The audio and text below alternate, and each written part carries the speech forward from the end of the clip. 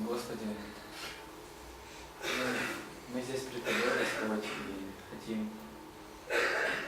хотим искать Тебя, Господь, хотим познавать Тебя через изучение Слова Твоего, Господь, и просим Тебя о том, чтобы Ты очистил наши сердца, Господь, чтобы нам принимать Слово Твое, Господь, молим, чтобы Ты работал Духом Святым в наших сердцах и давал нам правильное понимание Слова Твоего, чтобы Дух Святой наставлял нас на истину, Господь. Молю Тебя о том, чтобы Ты открывал наши глаза, наши уши. И, Господи, прошу, продолжай работать над нашими сердцами, над нашими характерами, Господь, чтобы нам уподобляться Иисусу Христу, Господь. Благослови, пожалуйста, преподавателя, чтобы ему хорошо преподавать, чтобы понятно объяснять, Господь, переводчика, Господь, чтобы ему точно переводить. И благослови нас, чтобы нам правильно понимать, и чтобы те знания, которые мы получим, нам применить их в своей жизни, Господь. И чтобы это действительно принесло славу имени Твоему, Господь. Молим Тебя, Отец и Дух Святой. Аминь.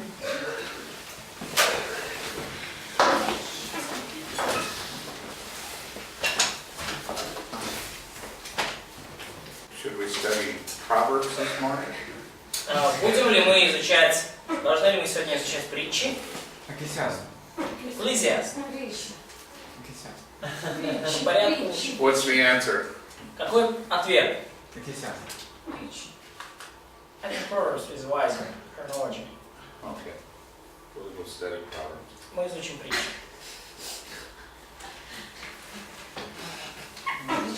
Get my computer to start.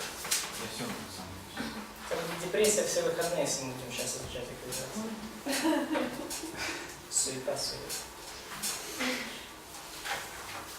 Как ваш сон? How did you sleep? Сегодня будем молиться? Will we pray for it? Погода. Anoint with oil and lay hands on it. Да, помажем, да, лиеем, изольем лией, да, и возможно с помазанием. Во имя Иисуса Христа. Стив тоже.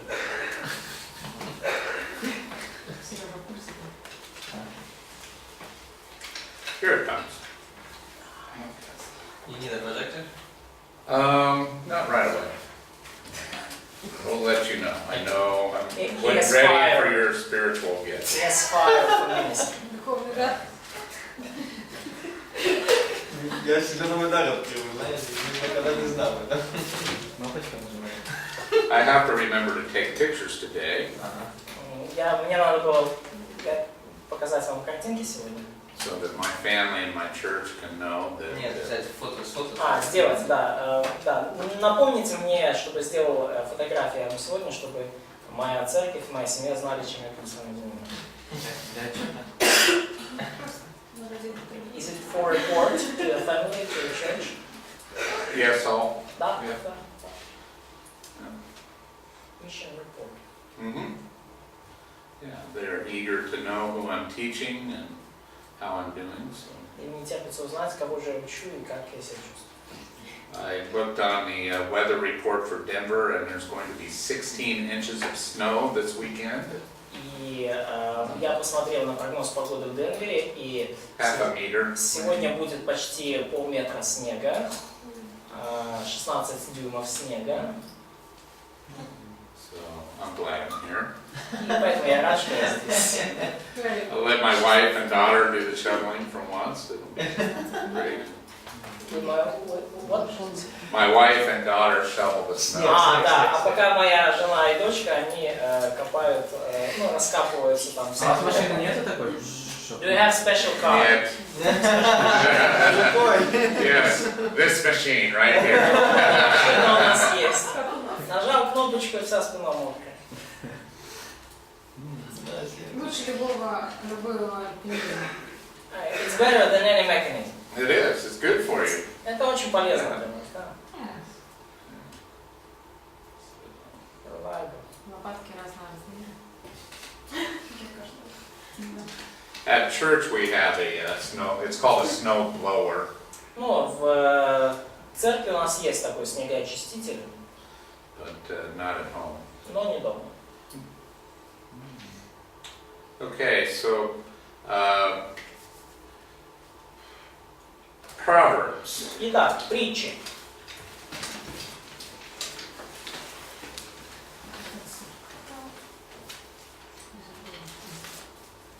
Proverbs is a book of teaching. И притчи — это книга учения, книга поучений. So that you take the short way and not the long way. Таким образом, чтобы вы по жизни не шли долгой дорогой, а прошли короткой дорогой. В плане, чтобы не петляли почем зря. Где попало.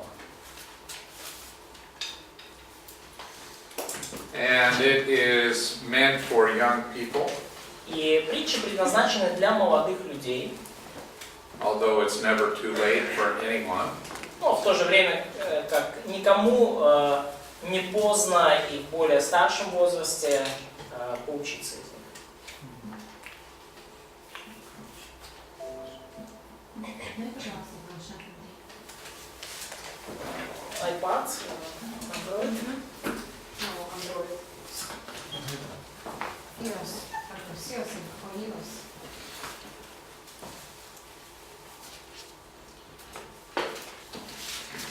So the special audience of Proverbs И особая аудитория книги притч is young people. — это молодые люди. So pay attention. Поэтому будьте внимательны к тому, что мы будем изучать. Can someone read Proverbs 1, 1 through 5? Кто-то может прочитать притчи 1 главу с 1 по 5 стих? Притчи Соломона, сына Давидова, царя Израильского, чтобы познать мудрость и наставление, понять изречение разума, усвоить правила благоразумия, правосудия, суда и правоты, простым дать смышленность, юноше знание и рассудительность. Послушает мудрый и умножит познание, и разумный найдет мудрый совет. See, it's addressed to the young man. И видите, обращается эта притча к молодым людям, к молодым мужчинам. And he says to the simple.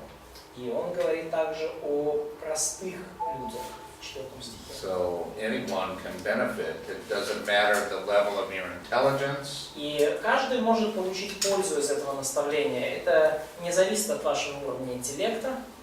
It doesn't matter how old you are. Неважно, насколько вы молоды или уже в зрелом возрасте. Although the younger you get these lessons, the better off you are. Но чем раньше вы усвоите эти уроки, тем лучше вы справитесь вообще по жизни. The first 9 chapters form an extended appeal to a young man concerning the virtues of wisdom. И первые 9 глав образуют такое расширенное обращение к молодым людям, где подчеркивается добродетель мудрости. A single attitude is required to receive the instruction of Proverbs. Attitude, one attitude. Да, одно единственное, скажем так, качество и отношение, важно для того, чтобы принять главное послание книги притч. Can someone read verse 7 in chapter 1? Прочитайте кто-то, пожалуйста, в 1 стихе, в 1 главе 7 стих. Страх Господній – початок премудрості, нерозумні погоджують мудрості, та не почують.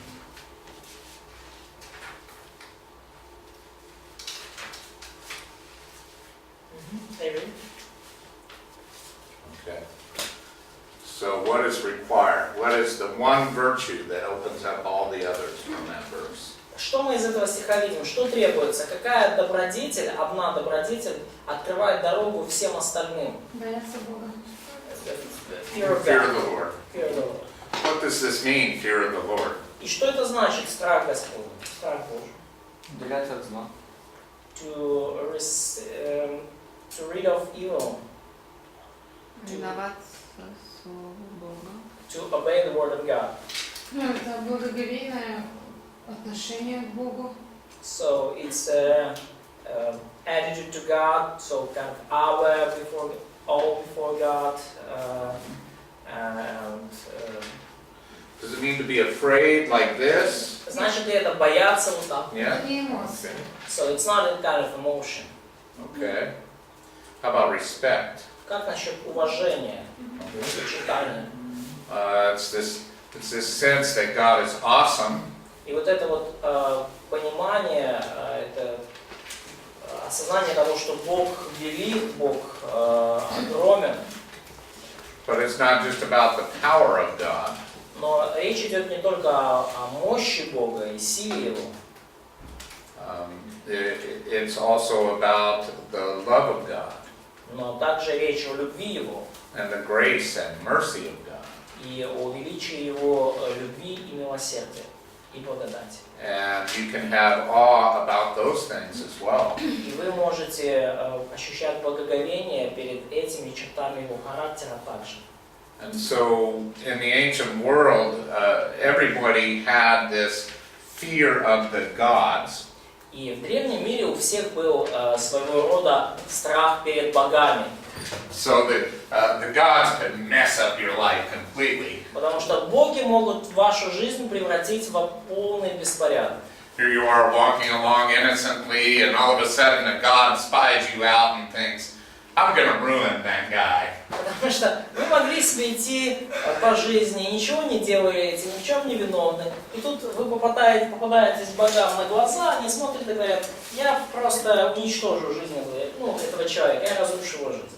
Who knows the story of ancient Oedipus? Do you know that story? Кто знает историю древнего Эдипа? Греческая история, миф об Эдипе. From ancient Greece? Это из древнегреческий миф. Царь Эдип. It's really terrible. История ужасная. And in the end, the gods decide that when he's born, that he is going to murder his father. А боги решили уже при его рождении, что он убьет своего отца and sleep with his mother. и будет спать со своей матерью. And his father takes him out onto a mountainside И его отец взял его с собой в горы, as a little baby когда тот еще был совсем мальчиком, совсем ребеночком. and drives a spike into his foot, Drives a spike. a spike into the foot of the baby, into the hillside. So it pins him to the hillside, so he can't crawl away or anything. Ага, да. И Okay. при этого мальчика приковал к холму, к высокой горе, да, чтобы младенец оттуда никуда не мог деться. So the father says, problem solved. И отец сказал, решена проблема. And the shepherd comes along and finds this poor little baby that's been pinned to the hillside. И шли мимо пастухи, увидели этого маленького мальчика, который был там прикован к холму. Oh, poor little baby. О, бедненький маленький мальчик. And so he rescues him, and Этот пастух спасает ребенка, Oedipus grows up.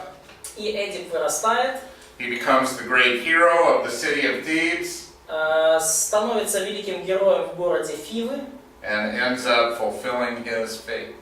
и в конце концов он таки, его судьба, запланированная богами, все так и происходит, все исполняется. Oedipus means crooked foot. И Эдип означает, человек с поврежденной ногой. From the spike that was driven into his foot. И из-за вот этого, He lived the rest of his life. из-за того, что он был за ногу прикован там к холму. Yeah, and so he ended up doing all those terrible things because the gods decided that they would mess up this poor guy's life. И он творил все эти дикие вещи, чудовищные, потому что боги решили, что они таким образом они разрушат его жизнь. And so the gods weren't very nice. И поэтому боги древнего мира не были такими уж милыми. What kind of fear would you have toward those gods? И какого рода страх вы бы испытывали к таким богам? You'd want to hide from them. You'd hope they'd never notice you. То есть вы бы хотели от них сбежать подальше, чтобы они вас ни в коем случае нигде не заметили.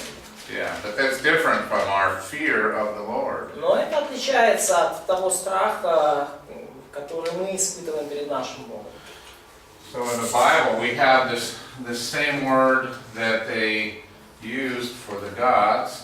И вот в Библии у нас есть то же слово, которое они использовали для своих богов. Phobos, right? Фобос, страх. То есть они использовали это в отношении своих богов. And they changed the meaning of it. И они изменили значение этого слова.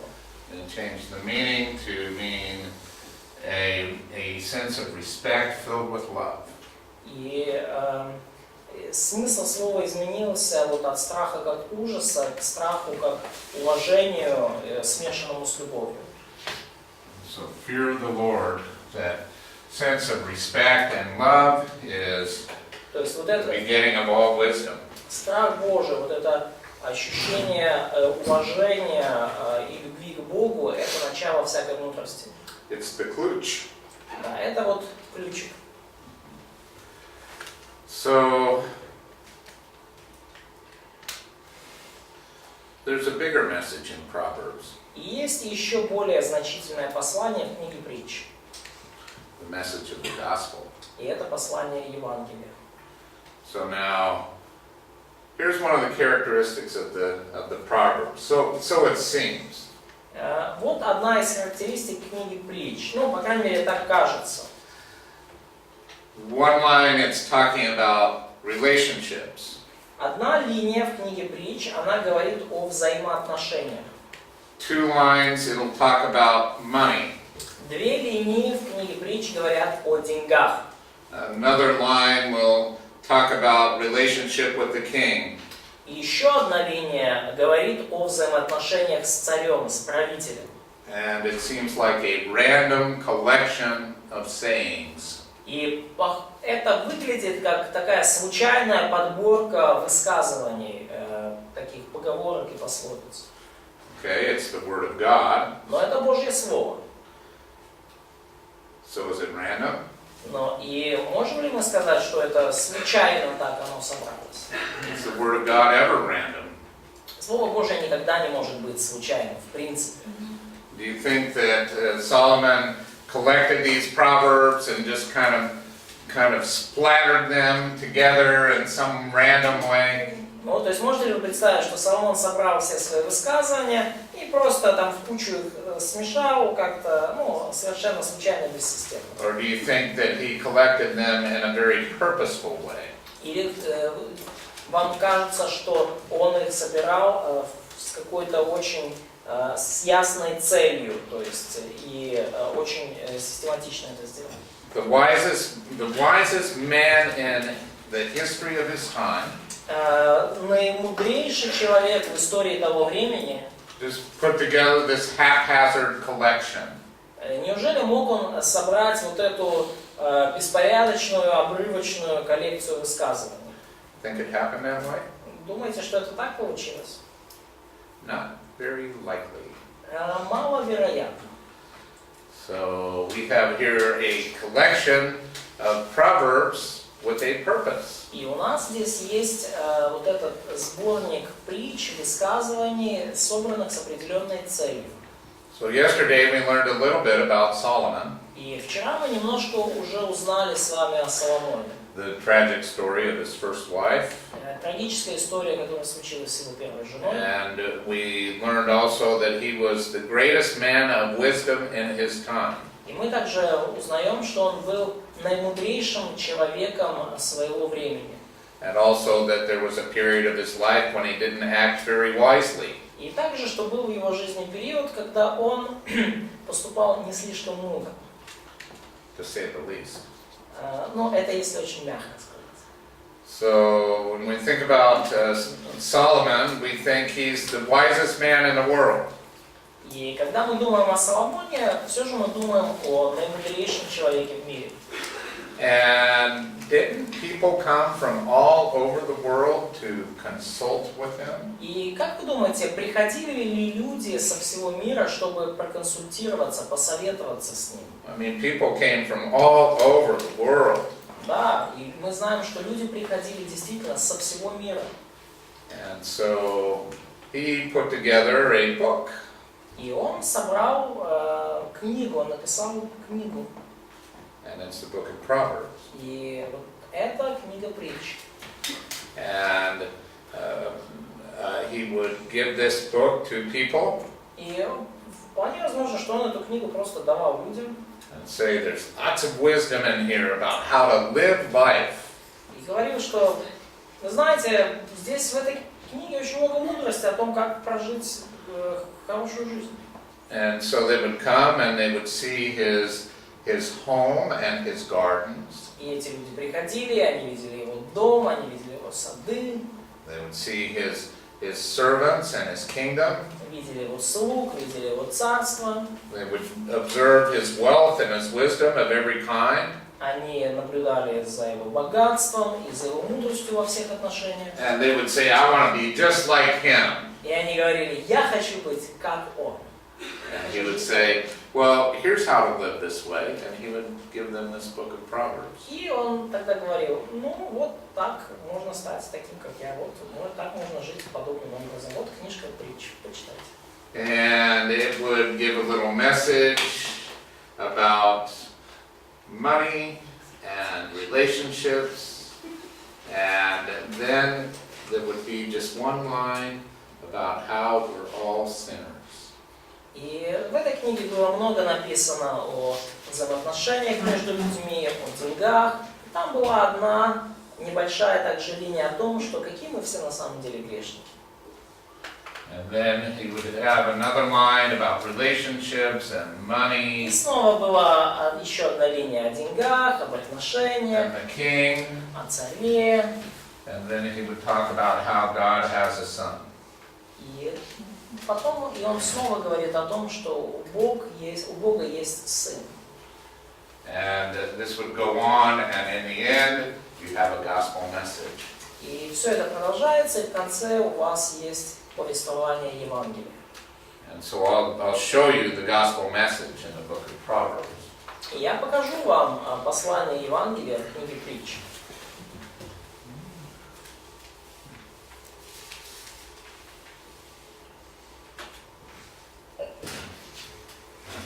Let's talk about Jesus in the Proverbs. И давайте поговорим о том, как Иисус присутствует в книге притч. Can someone read Matthew 12:42? А может ли кто-то прочитать Матфея 12:43?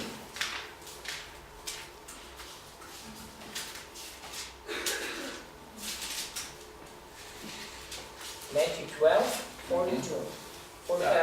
42. Матфея 12:42. Цариця спільні на суд стане з родом отцем, і засудить його, бо вона з кінця світу прийшла Соломонову мудрість послухати. А тут ото більший, аніж Соломон. Okay. So Jesus recalls the book of Proverbs, И здесь or Иисус excuse me, the wisdom of Solomon. упоминает книгу, не книгу притч, но упоминает здесь мудрость Соломонову. And he regards his personal wisdom greater than that of Solomon. Ну и он говорит о собственной мудрости как о большей, чем у Соломона. Let's read 1 Corinthians 1, Давайте прочитаем 1 Коринфянам 1. 22-24. 1 Коринфянам 1, 22-24. Бо юдеї жадають ознак. І греки пошукують мудрости, а ми проповідуємо Христа розп'ятого, для юдеїв зрішення, а для греків безумство. А для самих покликаних юдеїв та греків Христа, Божу силу та Божу мудрість. Was that to 24 as well? Yes? Yeah. Right. Okay, so let me ask you a question. Разрешите задать вам вопрос. Christ is the greater wisdom, right, from these two passages. Christ's wisdom is greater than Solomon's wisdom. И из этих двух отрывков мы видим, что Христос есть большая мудрость, и мудрость Христа превосходит мудрость Соломона. Okay, we agree? Согласны ли мы с этим, да? Now, would it be right for Solomon to portray his wisdom as the ultimate? И потому было ли бы для Соломона правильно и разумно выставлять собственную мудрость как наивысшую точку мудрости? Yeah, I think that the book of Proverbs really does point to a greater person and greater wisdom. Да, и я думаю, что книга Притч действительно указывает нам на более великую личность и более великую мудрость. Can you think of a famous part of the book of Proverbs that points to Jesus? Можете ли вы вспомнить знаменитую часть книги Притч, которая указывает нам на Иисуса? Do you know of this passage? Знаете ли вы про этот отрывок? It's a long passage. Длинный отрывок, который указывает на Иисуса в книге Притч. Про мудрость, да? About wisdom. Mhm. Такое название было, да? Давай. Chapter 8. Yes. Да.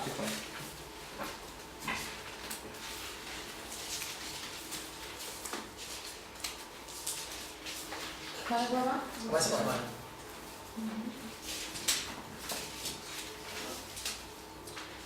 Let's continue in 1 Corinthians chapter 1 Ну давайте пока вернемся к 1 Коринфянам 1 главе. and verses 30 and 31. 1 Коринфянам 1 глава, стихи 30-31. А з ним ви в Христі Ісусі, що став нам мудрістю від Бога, праведністю ж і освяченням і відкупленням. Щоб було, як написано, хто хвалиться, нехай хвалиться Господом. Спасибо. So,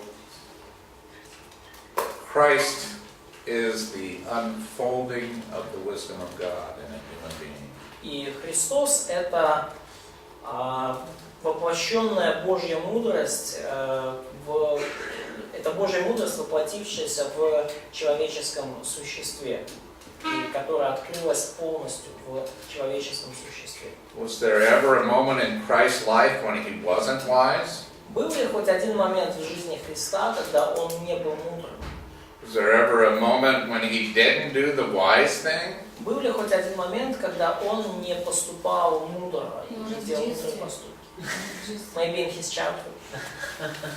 What do you think? Как ты думаешь? Ну, я думаю, до 12 лет могло быть, конечно. I think before he became 12, he could do something. Больше он был непослушным ребенком. Но я думаю, иногда мог быть. So Когда он еще не понимал. they argued, can Да. he could be non-obedient to his Он был parents. безгрешен. Vitalik argues that he was sinful, absolutely. I wonder if there's a Bible verse about this. Я ищу, есть ли какой-то стих в Библии на эту тему. Let's turn to the book of Hebrews. Давайте откроем книгу послания к евреям. Chapter 5, Глава 5, verse 8. стих 6, стих 8. Глава 5, стих 8. Мгм. Хотя он и сын, однако страданиями навык послушания. He learned obedience. Он научился послушанию. What does it mean he learned obedience? Что это значит, что он научился послушанию? Did his parents ever have to discipline him? Приходилось ли его родителям когда-либо наказывать его? Если научился, то да. Ну, если научился, да. So, if he Исправительная роста. learned obedience, so probably yes. Can you learn something and do it right the first time? Можете ли вы чему-то научиться и сделать это правильно с первого раза? Did your parents say, watch out for the busy street and the cars and don't run out in the street? И, например, вам родители говорят, берегись, не, ну, там, где, когда на улице движение оживленное, и не выбегай на улицу. And so I think that most of you learned that right the first time. И я думаю, что большинство из вас этому научились с первого раза. They didn't need to discipline you, but you learned the lesson. То есть им не приходилось вас наказывать, вы поняли это без грозно. Yeah, so I think that Christ did it right the first time, every time. Я думаю, что Христос на самом деле делал все правильно с первого раза. После первого, скажем так, урока.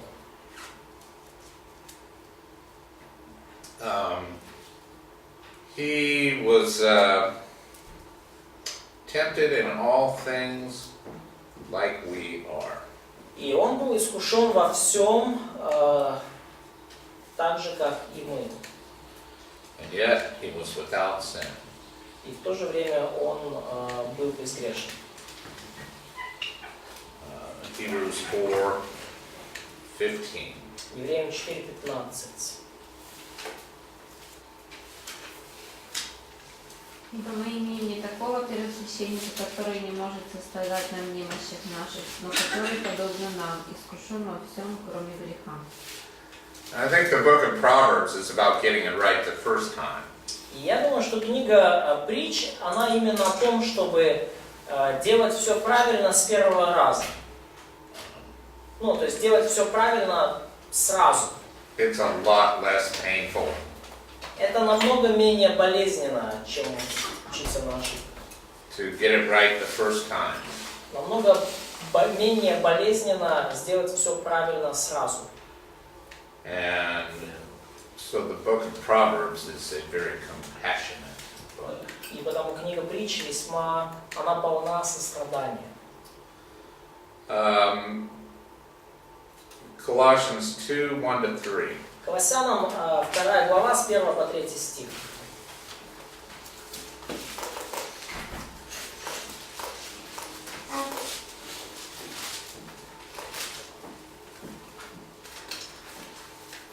Желаю, чтобы вы знали, какой подвиг имею я ради вас, и ради тех, которые в Дикии и Иераполе, и ради всех, кто не видел лица моего плоти, дабы утешились сердца их, соединенные любви для всякого богатства совершенного разумения, для познания тайны Бога и Отца и Христа, в котором сокрыты все сокровища премудрости и видения. Okay, so in whom are hidden all the treasures of wisdom. Итак, в ком сокрыты все сокровища премудрости и ведения? In Christ. In Christ.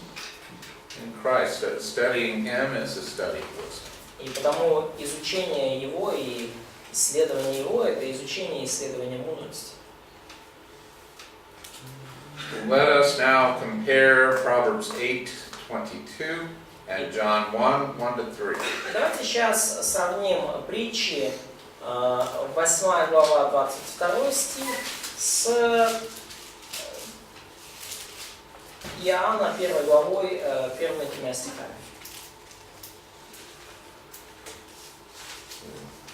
Итак, притча, 8 глава, 22 or... Just 22. Да. Значит, притчи, 8 глава, только 22 стих. И первые 3 стиха 1 главы Евангелия от Иоанна. Господь имел меня началом пути своего, прежде созданий своих искони. Сейчас современно прочитаем. Господь создал меня в начале своих дел, прежде древнейших своих деяний. Тут, наверное, не очень. And then John 1:1-3. Иоанна, 1 глава, с 1 по 3 стих. Спокон віку було слово, а слово в Бога було, і Бог було слово. Воно в Бога було спокон віку. Усе через нього повстало, і ніщо, що повстало, не повстало без нього. Все. Is this the same person? Похоже ли это на одну и ту же личность? There is some little misunderstanding in modern Russian translation in Proverbs. So, what's a word here? God, in English, it's God. The Lord possessed me at the beginning of His way. In one of the Russian translation, it's God created me in the beginning of His works. No, He possessed me. So, we can always just look at the Hebrew. That's the smart thing to do. So, То есть у нас есть небольшое, ну, скажем, Yeah, it's to possess. да, вот это слово, да, Господь имел, да, меня, потому что которое в современном переведено как создал меня, ну, на самом деле оно, ну, имеет смысл именно Господь обладал мною, Господь, ну, то есть владел им. It's kana. Kana, do you remember Adam and Eve's first son was Cain? Помните, да, вот это слово еврейское «кана», если помните имя первого сына Адама и Евы. And Eve says, I've gotten a man. И Ева назвала его потому, что она вот думала, что приобрела человека от Господа. Ну да, от Господа. And so it's to acquire something, to get something. И это, то есть именно вот это слово «кана», оно означает что-то приобретать, что-то иметь. Yeah. So the Lord Получать. possessed me from the beginning. То есть и смысл именно в том, что Господь обладал, имел, владел мною с самого начала. By the way, you want to see something neat from Genesis 4:1? И, кстати, Off topic. Just for a moment. отклонение от темы, значит, так сказать, просто от Бытие 4.1, давайте откроем. 4.1, yes? Бытие 4.1. І пізнав Адам Єву, жінку свою, і вона завагітніла і породила Каїна, і сказала, рабула чоловіка від Господа. So what's it say in Russian?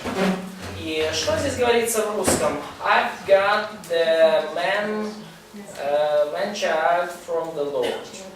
Okay.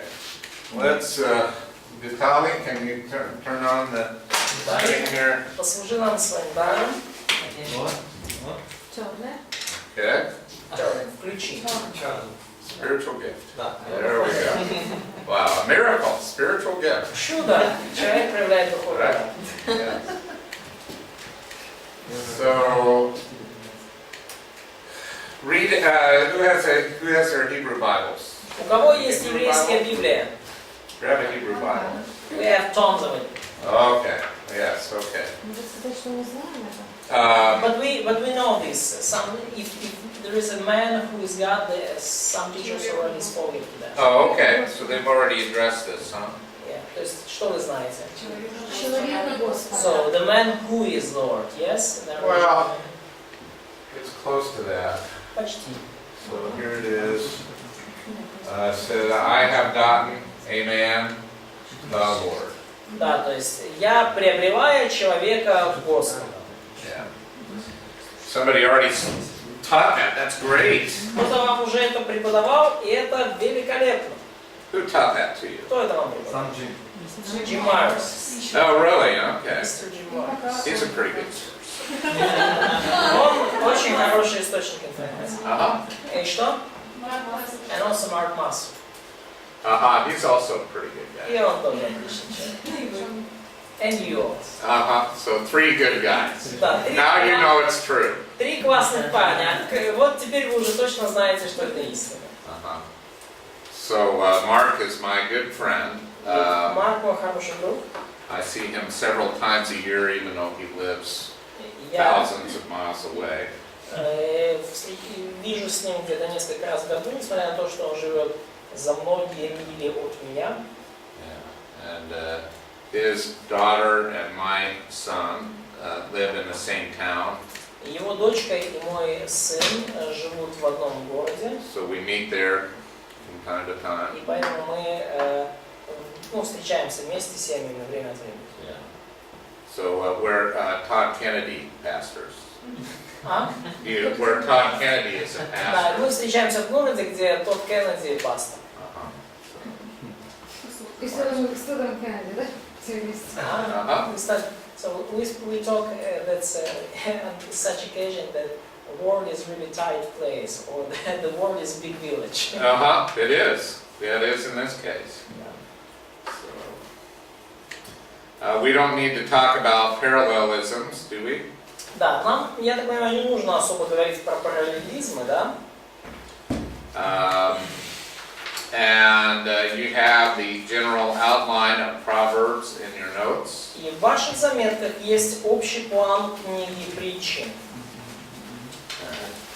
But I do want to show you this neat Chiasm. Но я хочу показать вам, что See it такое also in your notes. хиазмы. Вы это увидите в ваших заметках. Isn't that beautiful? Разве не прекрасно? Perfect symmetry. Прекрасная, совершенная симметрия. And so this is chapters 1 through 9.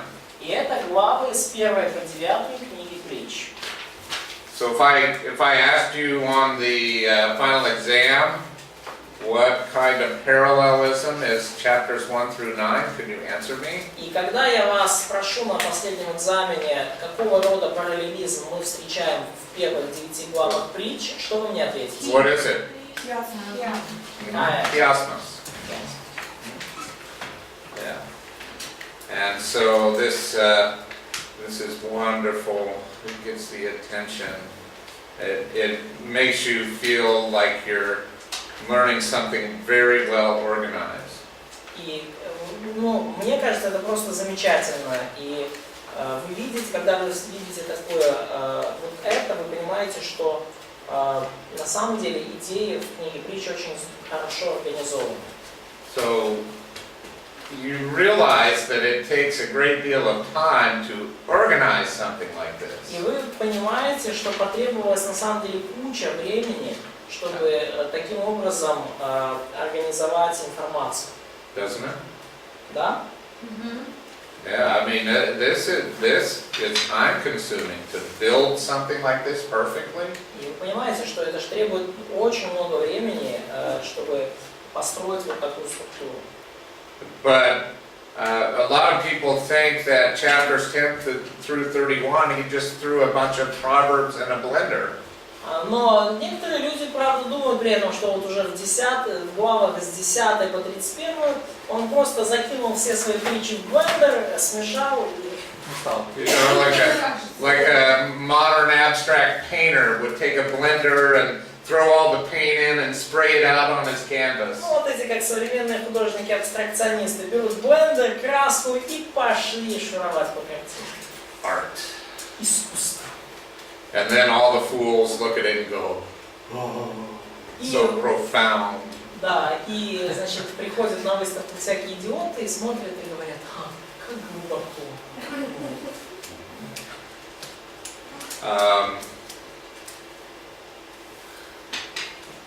Do you understand about code breaking? Like when someone encrypts a document into code for military and then they have to decrypt it? Знаете ли вы, вот, знакомы ли вы с таким понятием, как дешифровка? То есть, когда, например, кто-то, во время военных действий, да, то есть какое-то сообщение кодируется, и потом, передается, и на другой стороне его раскодируют. The mind games. Okay. Mind games movie. So, when you go to break the enemy's code, И когда если вы хотите расшифровать код противника, you start to look for patterns and try to recognize patterns. вы для этого начинаете искать в зашифрованном сообщении закономерности. То есть вы ищете вот эти вот паттерны, да, то есть повторяющиеся какие-то моменты. And then the enemy tries to put his documents into a code where there are no detectable patterns. А противник, в свою очередь, пытается зашифровать документы таким образом, чтобы там не было вот таких обнаруживаемых закономерностей. And I'm telling you that Proverbs 10 to 31 looks so random that it must be intentional. И я вам скажу, что книга Притч с 10 по 31 главу, она выглядит настолько случайно собранной, что эта случайность должна быть намеренной. То есть, что эта случайность должна там появиться специально, появилась там специально, с каким-то замыслом. То есть будем искать Рождество. So we're gonna seek some patterns between the lines. That would be a great idea, right? Это была бы хорошая идея, да? Yeah. maybe we should spend a little more time on Proverbs 1-9 before we do that. И может быть все-таки перед тем, как взяться за эту задачу, мы больше времени потратим на притчи с 1 по 9 главу. Let's just take a look here. Давайте посмотрим сюда. И у вас это все есть в конспектах ваших распечаток. So this is addressed to a young man. И это адресовано молодым мужчинам, юношам. And therefore, no women ever have to worry about anything in Proverbs 1-9. Поэтому вам, сестры, вообще не надо ни о чем беспокоиться, вообще не принимайте близко к сердцу притчи с 1 по 9. Ignore it. Забудьте. Yeah, just Игнорируйте. don't worry about it. Не волнуйтесь. God doesn't want you to know anything in Proverbs Бог не 1-9. хочет, чтобы вы вообще что-то знали в притчах с 1 по 9 главу. Нужно будет сыновей наставлять. А? Сыновей же надо наставлять. But we will need to instruct our sons also. Sure. Да. Okay. So let's see. Ну, давайте посмотрим. Here and here В 1D и в 2D, and here и в 2G, and here. и в 2I. It talks about bad women. Говорится о нехороших женщинах. Is there anything you could apply from that? Можете ли вы какое-то применение вывести из этого? Like you're not really that worried about avoiding bad women. So, you say, You're a woman. Ну, понятно, что вы, как девушка, сестра, вас не сильно, может быть, беспокоит вопрос избегания нехороших женщин. Ну, это можно поменять как принцип, мужчин поставить. So we can change a principle and put a man on this Да. place. Хорошо. Also, Также, don't be a man. тогда также не будьте такой женщиной. Don't do these kinds of behaviors that are shown here. Не ведите себя подобным образом, как описано здесь. So there's plenty of application.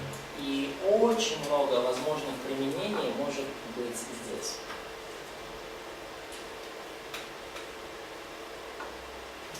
Let's look at Proverbs 5. Давайте посмотрим на притчи 5 главу. We might as well get something out of this, right? А? We might as well get something out of this. Да, то есть, потому что из нее мы также можем вынести много интересных уроков.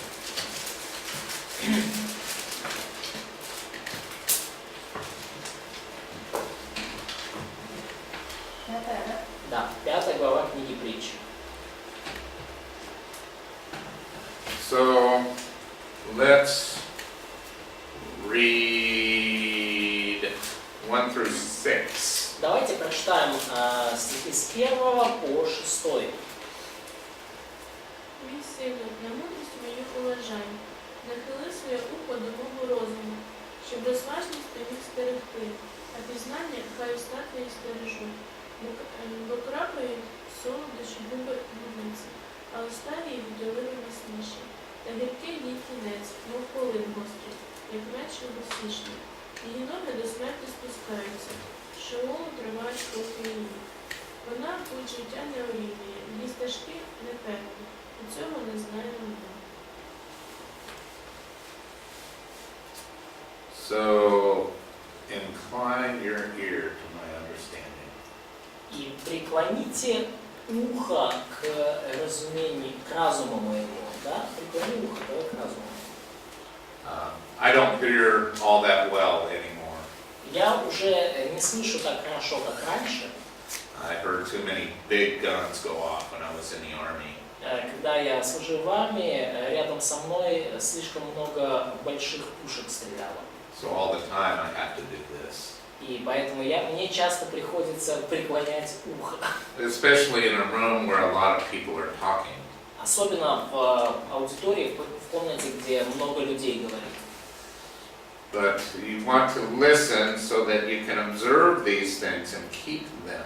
Но вам нужно слушать, чтобы вы могли наблюдать эти вещи и соблюдать их. So the lips of an adulteress drip honey. Ибо мед, итак, мед источают уста чужой жены. Или, They didn't really have mouthwash or toothpaste. ну, у них тогда не было ничего, чем они восполаскивали рот или чистили зубы. So if you wanted someone to kiss you, you would fill your mouth with honey, and that way your lips and your breath would be sweet. И если вы очень хотели, чтобы кто-то вас поцеловал, вы тогда губы смазывали медом. И тогда, ну, это было, то есть на губах было сладко. Yeah, it seems kind of weird to us, I guess. Не было зубных паст. So they did not brush their teeth. Well, they probably used a stick or something. Может, они какие-то палочки использовали для этого. Maybe some brushes. Right. Yeah. So the tooth stick. Да. Smoother than oil is her speech. И мягче елея речь ее. And so oil was this product that was used in every way possible. И елей это был такой продукт, елей или масло, который использовался множеством различных способов. Любым способом, который можно только представить. It was their medicine. Его использовали как лекарство. They cooked in it. Они готовили на масле. The women used it as their cosmetic. Женщины использовали елей в качестве косметики. Beautiful. Прекрасно. Yeah. Маска, да, как это? Красивая. Wow. Yeah, she's all shiny and beautiful. Вся сияет. They would use it in her hair. Они волосы смазывали елеем. And so the hair was beautiful, it was oily. Волосы тоже выглядели хорошо, когда они были вот таким образом обработаны, хотя и тоже были маслянистые. So, if you really want to be a biblical woman, you know what to do. Поэтому, если вы хотите на самом деле быть женщиной, подобной библейским женам, вот вы знаете теперь, что делать. Купите оливковое масло и видите себя.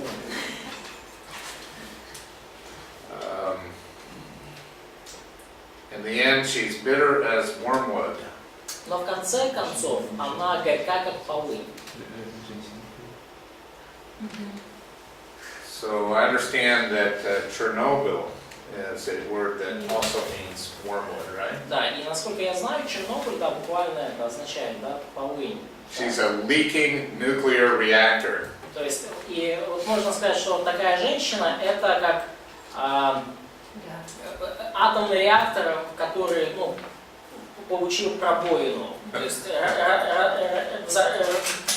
взорванный атомный реактор, да, взорвавшийся атомный реактор. Yeah, she's that bad. Да, настолько она плохая. Sharp as a two-edged sword. И также последствия от нее остры, как меч обоюдоострый. So the two-edged sword was a big technological breakthrough.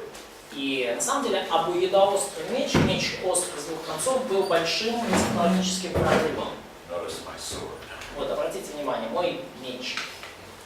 So you're in a fight, И right? вы в битве. And the feet the right way, И вы стали, да, правильным образом. and you swing this way. Вы рубите так. And that's, you gotta go all the way back to reset. И чтобы вам нанести следующий удар, вам нужно... Swing again because I have a single edge here. И вам нужно занести снова руку, потому что, ну, у вас, если у вас меч только с одной стороны наточен, да? And now we can go this way. А теперь у нас обоюдоострый меч. Like a scythe, И, back and forth. и теперь я уже могу рубить и вперед, и назад. То есть каждый раз. Мне не надо снова заносить руку для удара. And at the very tip, it's the sharpest point.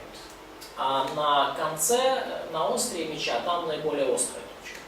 Where with a single-edged sword, the tip wasn't necessarily that sharp. И, With a two-edged sword at the tip, it's very sharp. И когда были мечи наточенные с одной стороны, то кончик острия не обязательно был самой острой точкой.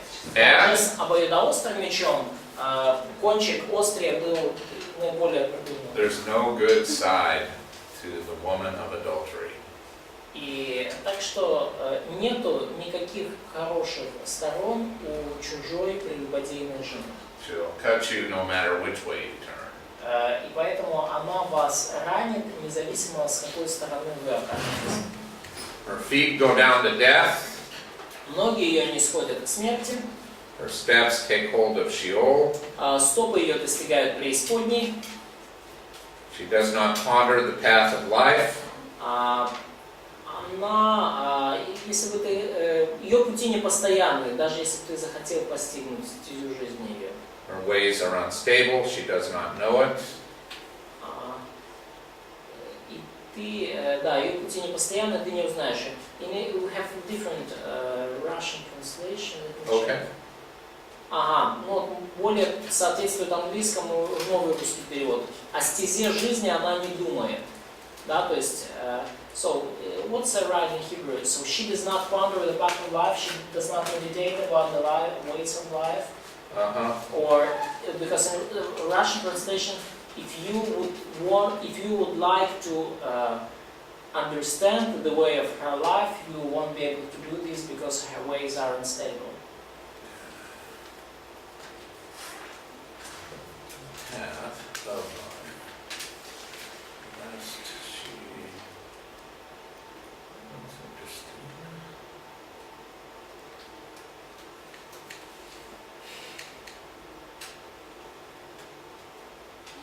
То есть вы поняли, да? Как по-украински? 6 стих. Вона путь життя не урівнює, її стежки не певні, і цього не знає вона. Oh, it's like considering the two options, like a scale. You know, on one hand this, on the other hand this. So she doesn't care about the way of life.